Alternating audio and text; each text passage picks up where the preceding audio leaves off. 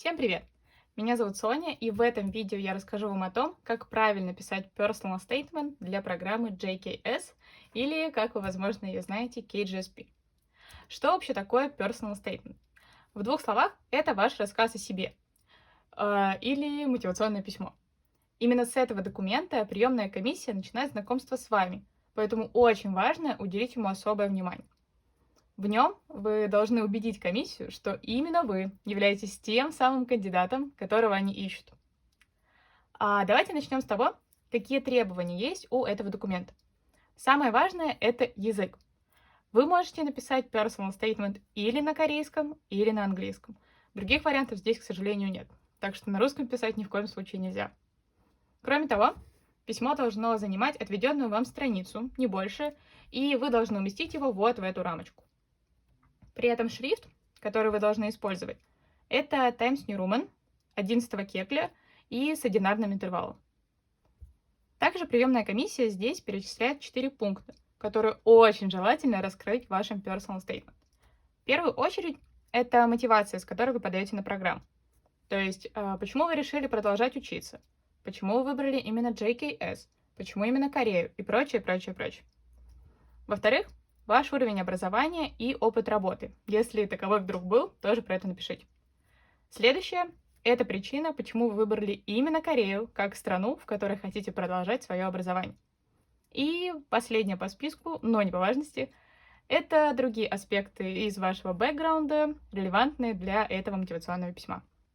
Перед тем, как начать писать ваше мотивационное письмо, нужно удалить вот эти вот 4 подпунктика и с чистого листа начинать рассказ о себе. Так, как же построить успешный personal statement? В первую очередь важно понять его структуру. То есть у вас должно получиться цельное повествование, логичное, взаимосвязанное, а не просто ответы на вот эти вот 4 вопроса в начале. При этом строить последовательность своего изложения можно без опоры на эти подпункты. То есть вообще не обязательно начинать с вашей мотивации, потом писать про образование, про причины, по которым вы подаете в Корею, про ваш бэкграунд и все остальное. Как по мне, так получается довольно нелогично и не структурировано. Тогда по какому же шаблону оформлять personal statement? Тут все довольно просто. В первой части, примерно вот такого размера, расскажите про вашу мотивацию. То есть, почему вы вообще подаете на эту программу. Тут могут быть разные причины. Обычно у всех самая основная заключается в том, что они на протяжении долгих лет заинтересованы Кореей, ее культурой, образованием, бла-бла-бла. Но если вдруг вы напишете что-то более оригинальное, то, конечно, будет лучше. Затем идет большой блок про ваши академические и, возможно, профессиональные достижения. В двух словах можно написать, что еще в школе вы начали интересоваться Кореей, уже тогда точно наметили свою будущую специальность, поэтому намеренно поступили в университет, который сейчас закончили. И дальше нужно раскрыть, какие именно были у вас достижения в вашем направлении за 4 года бакалавриата. То есть, например, можно написать: у меня было 2 курсовые диплома, и они все напрямую были связаны с той специальностью, на которой сейчас подаю документ. Или с первого курса я интересовалась именно исследовательской деятельностью, участвовала в конференциях, писала какие-то работы, и вот это вот все является прочным фундаментом моей будущей специальности. Или мое направление связано с наукой. Я провела столько-то исследований за это время, сделала такие-то выводы, у меня есть такие-то проекты и прочее, прочее, прочее. В общем, расскажите о том, что вы уже сделали в вашей области, чтобы показать комиссии, что вы не просто так решили подаваться на выбранный факультет. Сюда же можно написать, что вы отлично учились в университете и получили красный диплом. Если за это время вы еще успели поработать, желательно, конечно, в какой-нибудь сфере, связанной с вашей будущей специальностью, обязательно расскажите про это тоже. Это покажет, что вы развивались не только в академическом, но и в профессиональном плане. Также в этом блоке можете написать про свое изучение корейского.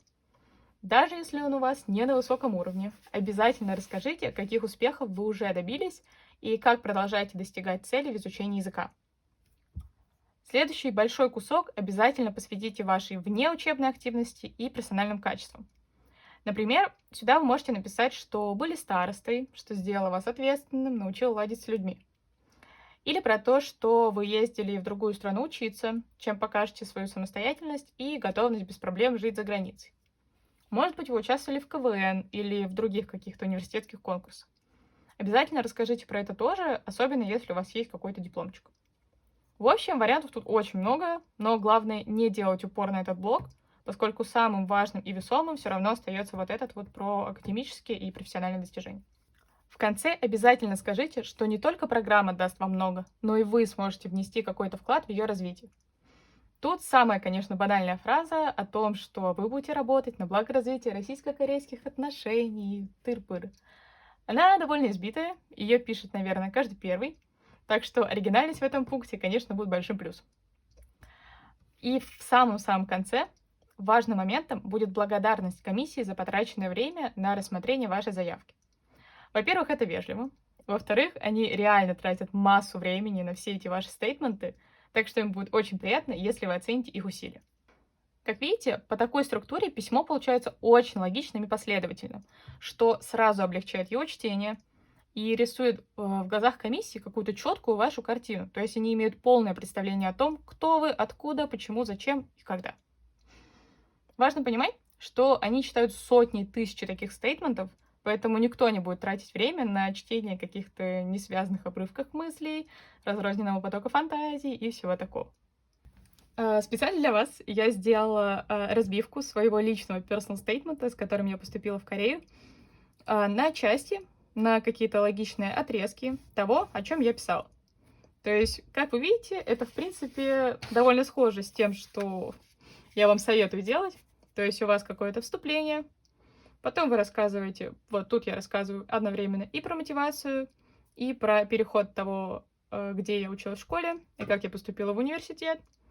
Тут же я рассказываю про работу, тут же я рассказываю про личные качества, про все мои различные опыты. Тут я пишу про корейский. Можно написать здесь, точнее вот здесь. Но я почему-то показала, что лично в моем стейтменте это будет лучше звучать вот тут вот. Так что я поставила сюда. Но если поставить сюда, будет тоже очень здорово. И в конце у меня было заключение. Так что вот так вот оформляла я. Надеюсь, это видео было для вас полезным, и у вас появилось хотя бы примерное представление о том, что можно написать именно в вашем personal statement. Поэтому обязательно еще раз пробегитесь по нему. Если вы еще не писали, то постарайтесь посмотреть на эту структуру и примерно подогнать под нее ваш план, чтобы получилось связано, логично и очень понятно. Спасибо вам огромное за просмотр этого видео. Очень надеюсь, что мы все вместе встретимся в Корее, и каждый из вас получит шанс выиграть грант от корейского правительства.